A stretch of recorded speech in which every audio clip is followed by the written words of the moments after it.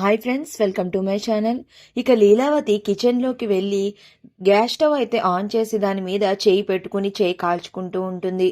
ఇక అలా చేయి కాల్చుకుంటూ నేను చేసిన తప్పుకి పరిహారం జరగాలంటే నేను ఇలాగే చెయ్యాలి అని అయితే చేయిని అయితే కాల్చుకుంటూ ఉంటుంది. ఇక అప్పుడే అటుగా అయితే ఆనంద భైరవి మెట్లు దిగి అలా వెళ్తూ ఉండగా కిచెన్లో ఉన్న లీలావతిని చూసి ఒక్కసారిగా షాక్ అయిపోతూ అక్క అనేసి పరిగెట్టుకుని కిచెన్లోకి అయితే వెళ్తుంది. ఏం చేస్తున్నావు అక్క, చెయ్యిని ఎందుకు ఇలా కాల్చుకుంటున్నావు అని గ్యాస్ మీద ఉన్న చెయ్యిని అయితే తీసే ప్రయత్నం చేస్తూ ఉంటే నేను చేసిన తప్పుకి పరిహారం జరగాలంటే ఇలానే చేయాలి అని అడ్డుపడుతున్న ఆనందాన్ని అయితే పక్కకు నెట్టేస్తుంది లీలావతి. దాంతో ఆనంద ఏమీ చేయలేక అక్క వద్దక్క, ప్లీజ్ అక్క, అలా చేయకక్క అని అయితే పక్కనే ఉండి వేడుకుంటూ ఉంటుంది.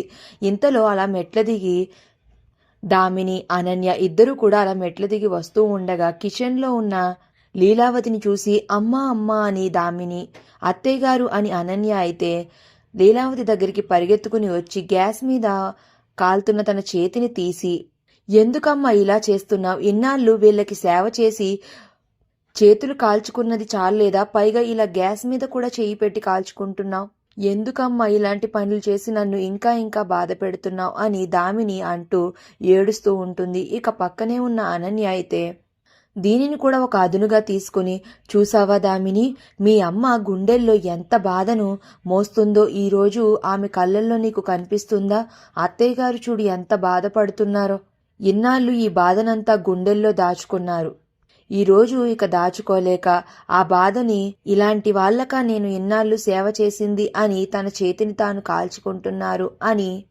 అనన్య అంటూ ఉంటుంది.